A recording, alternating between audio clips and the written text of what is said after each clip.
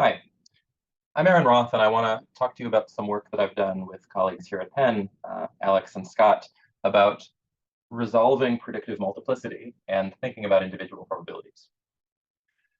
So in the practice of machine learning and statistics, we very frequently predict individual probabilities. What do I mean by this? Well, things like the probability that it will rain tomorrow in weather forecasting, or the probability that Alice will die in the next 12 months in life insurance, or the probability that Bob will be arrested for a violent crime 18 months after his release on parole, or the probability that Carol will develop breast cancer before the age of 50.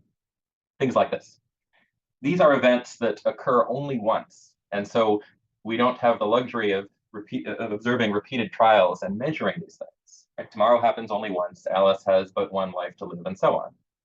And so it's very difficult to try to claim that we get these probabilities exactly right because we can't measure them. And if you sort of think hard about it, you might even wonder whether these things are properly grounded in the real world.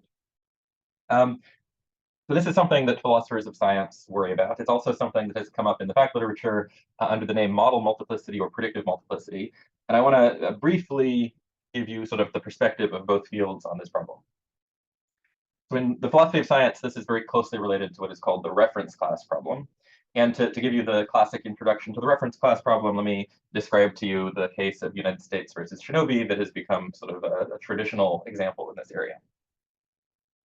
So Charles Shinobi was a 34-year-old Nigerian citizen living in New Jersey, working as a toll booth operator.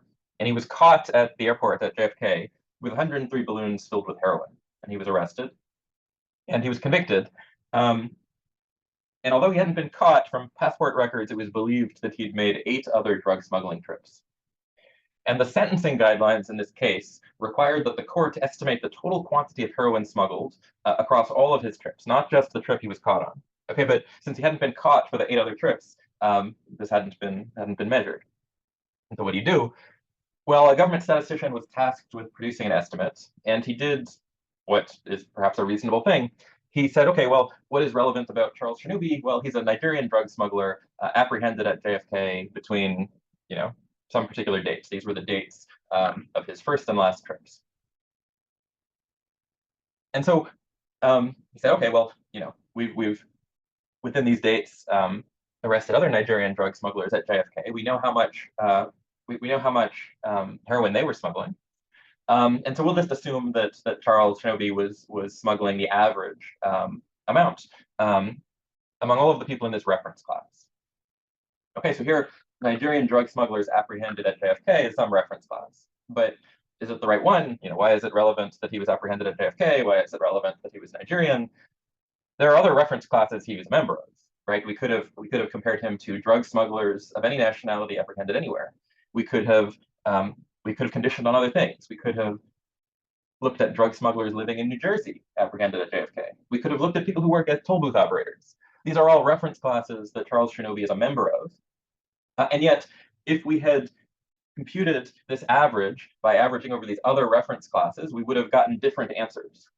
Okay, so since Charles Shinobi is a member of all of these reference classes, what privileges one of these answers over another? This is the reference class problem. Okay, very closely related is the model multiplicity problem or the predictive multiplicity problem that people in the fact and adjacent literature study. Right, so when we train a probabilistic model to predict things like the chance of recidivism or the chance of dying within the next 12 months, we are implicitly committing to a model of individual probabilities. But since individual probabilities are unobserved, we can only sort of measure things over reference classes. How do we adjudicate between 2 different models? If we've got 2 different models that make different predictions, which is the right one?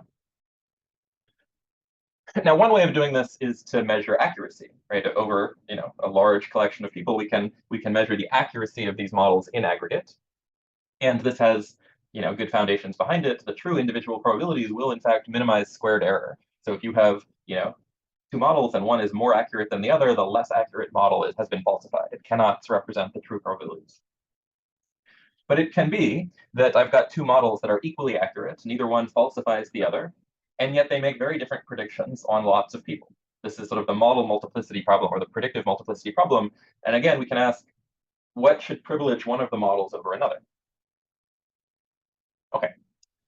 So our contention, and our paper is mathematical, we formalize all of this with theorems, our contention is that although individual probabilities are, in fact, fundamentally unknowable, you can't solve that problem, two analysts who agree on the data, or at least on what the data distribution is, on how to sample new data, cannot in good faith agree to disagree very much on many individual probabilities.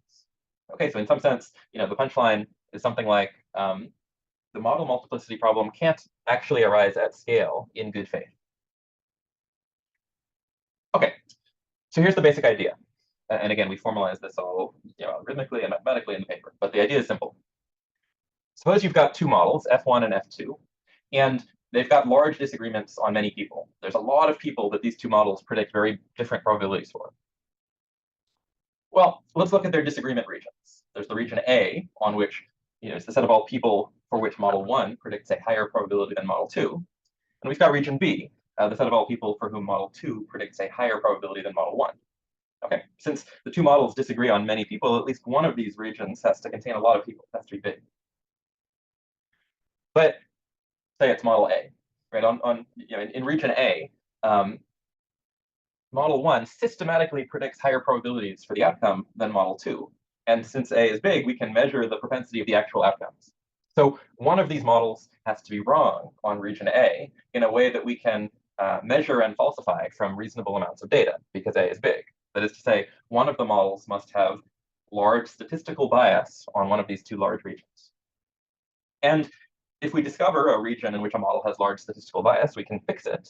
And in fixing it, we've improved the error of the model. We've decreased the error. We've made the model more accurate. Now, everyone should agree that this fix is good, because not only have we made the model more accurate, we have sort of eliminated a region of the model in which its predictions had previously been falsified. Now, maybe our two new models agree almost everywhere, and we've resolved the predictive multiplicity problem.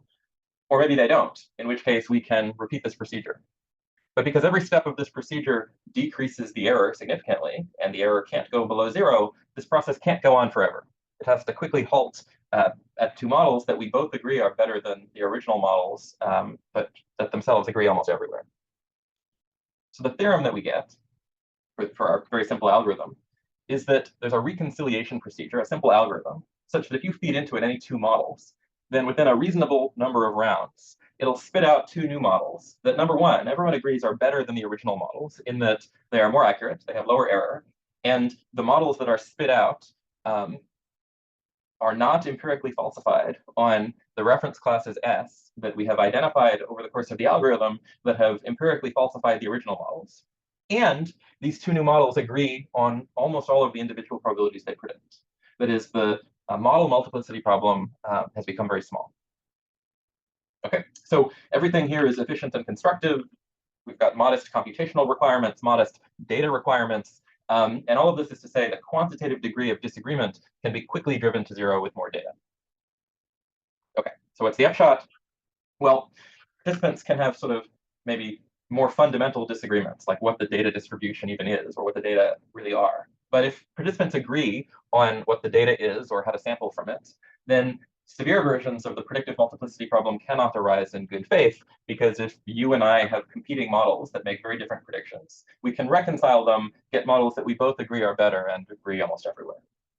And you might ask, well, hasn't the predictive multiplicity problem been observed empirically?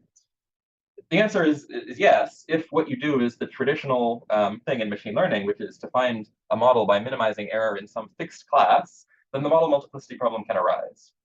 The trick is that the reconciliation procedure we introduce cross-calibrates these two models and results in new models that are outside of the original class. That's important. And so, although individual probabilities are, in principle, unknowable, we can't solve that problem. What we show is that they are contestable. If you don't agree with the predictions made by my model, then you can propose your own model. And we can negotiate through this reconciliation procedure to agree on new models that are only improved and yet agree almost everywhere. Okay, so maybe like a punchline, we cannot agree to disagree about individual probabilities. Thanks. If you want to check out the paper, it's on arXiv. And if you want to know more about this sort of style of thinking, I taught a class on it, and there are notes and lectures available at uncertaintyclass.com.